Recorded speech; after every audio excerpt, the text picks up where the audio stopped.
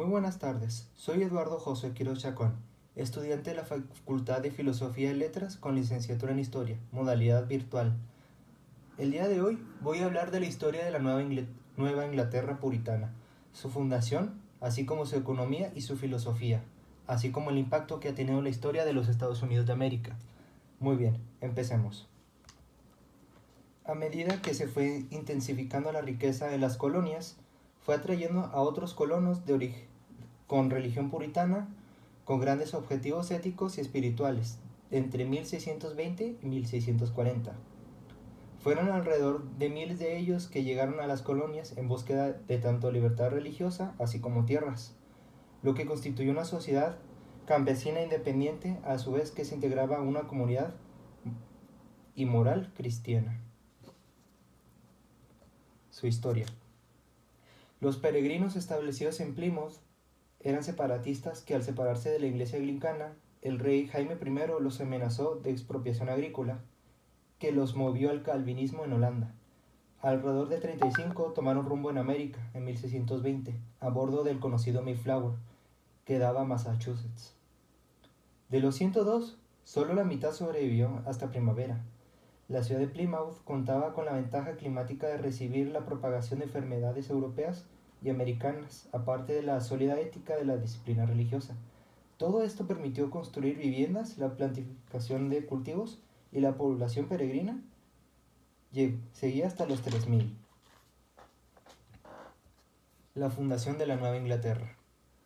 El éxodo de estos puritanos comenzó en 1630 con John Winthrop a la cabeza de 900 puritanos ingleses y se llegó a convertir en el primer gobernador de la bahía de Massachusetts. Llamó a su tierra natal, Inglaterra, como una sociedad corrupta y sobrepoblada, siempre con la moral cristiana en sus enseñanzas, que lo conllevó a idear una sociedad cristiana reformada en base de una autoridad, libertad y pureza entre sus habitantes, lo que creó, así por decirlo, una nueva Inglaterra para inspirar esta reforma. Desde Boston se generó un Tribunal General de Accionistas, un consejo y una asamblea. Se establece el puritanismo como la única fe, así como la Biblia como la guía jurídica. Fueron alrededor de 10.000 puritanos que llegaron y otros más 10.000 que huían de Inglaterra. En base además de ideologías como la calvinista fueron introducidas a la región. Durante la guerra religiosa que pasaba Inglaterra, el arzobispo Laud establece una alianza con los escoceses presbiterianos en 1642, llegando a la victoria con Oliver Cromwell en 1649, que hizo ejecutar al rey Carlos I por parte del Parlamento para establecer una breve república que acabó con el reinado del rey Carlos II, lo que aumentó la migración inglesa a América aún más. La religión. La Inglaterra peninsular tenía como iglesia propia que mantenía ciertas similitudes con la católica, sin depender directamente de Roma, sino del monarca mismo.